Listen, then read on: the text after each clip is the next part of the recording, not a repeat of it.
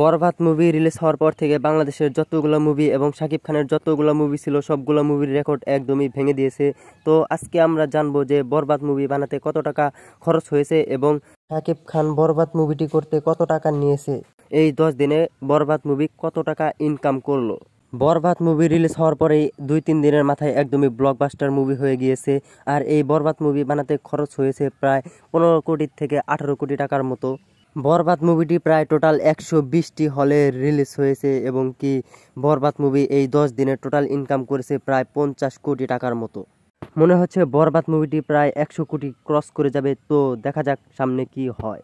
এখন আমরা সর্বশেষ জানবো যে এই মুভিটি করতে শাকিব খান কত টাকা নিয়েছে। এই মুভিটি করতে শাকিব খান টোটাল প্রায় 1 কোটি 20 লক্ষ টাকার মতো নিয়েছে।